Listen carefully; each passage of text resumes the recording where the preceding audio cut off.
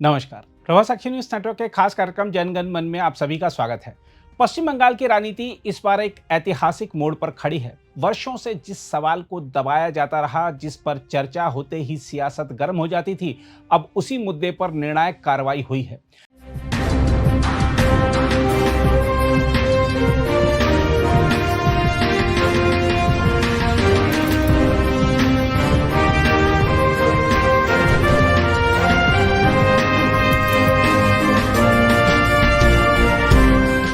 विशेष गहन पुनरीक्षण यानी एसआईआर की प्रक्रिया ने राज्य की चुनावी तस्वीर पूरी तरह बदल दी है। करीब 90 लाख नामों का मतदाता सूची से हटाया जाना साफ संदेश है कि अब चुनावी व्यवस्था में ढील नहीं चलेगी। देखा जाए तो दशकों बाद पश्चिम बंगाल में ऐसा विधानसभा चुनाव होने जा रहा है जिसमें केवल वही लोग मतदान करेंगे जो वास्तव में इसके पात्र हैं। पहले स्थिति यह थी कि मतदाता सूची पर लगातार सवाल उठते थे। आरोप लगते थे कि बाहरी लोग, अवैध घुसपैठिए और अपात्र व्यक्ति भी वोटर सूची में शामिल हो जाते हैं।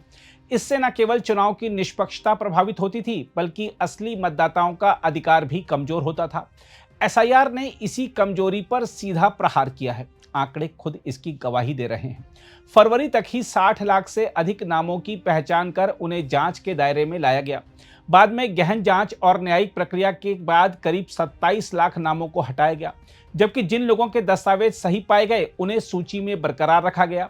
यह दिखाता है कि प्रक्रिया मनमानी नहीं बल्कि ठोस आधार पर हुई है। तार्किक विसंगति श्रेणी में रखे गए मामलों पर खास ध्यान दिया गया।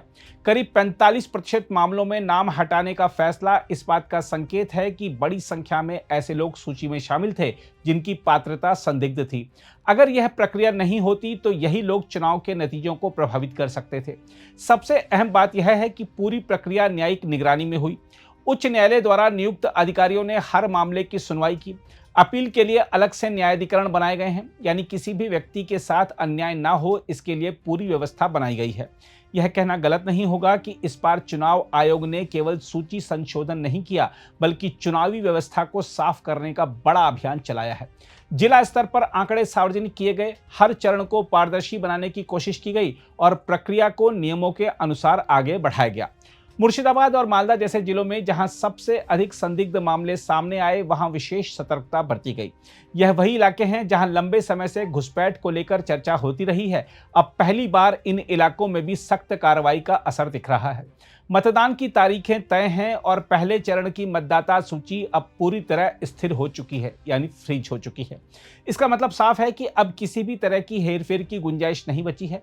जो नाम सूची में हैं वही मतदान करेंगे और जो हटाए गए हैं वह इस बार प्रक्रिया का हिस्सा नहीं बन पाएंगे। यह फैसला भले कुछ लोगों को कठोर लगे, लेकिन लोकतंत्र की मजबूती के लिए यह जरूरी था। अगर मतदाता सूची में ही गड़बड़ी हो तो चुनाव की पूरी प्रक्रिया पर सवाल खड़े हो जाते हैं। एसआईआर ने इस बुनियादी समस्या को दूर करने का काम कर दिया है। इस दौरान तकनीकी चुनौतियां जरूर आईं, जैसे डिजिटल हस्ताक्षर में देरी या आदेश अपलोड करने में समस्या, लेकिन इन सबके बावजूद प्रक्रिया को समय सीमा में पूरा करना अपने आप में बड़ी उपलब्धि है। यह दिखाता है कि प्रशासनिक इच्छा शक्ति मजबूत थी। फिलहाल सुप्रीम कोर्ट में मामला विचाराधीन है, लेकिन अब तक जो तथ्य सामने आए हैं वह यही बताते हैं कि प्रक्रिया नियमों के अनुरूप और व्यवस्थित ढंग से पूरी की गई।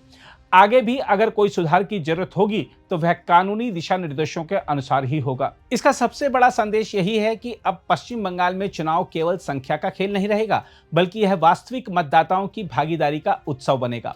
दशकों बाद ऐसा मौका आया है जब घुसपैठ या अपात्रता के आरोपों से परे जाकर चुनाव कराए जा रहे हैं। बहरहाल यह बदलाव केवल एक राज्य तक सीमित नहीं है, बल्कि पूरे देश के लिए एक मिसाल बन सकता है।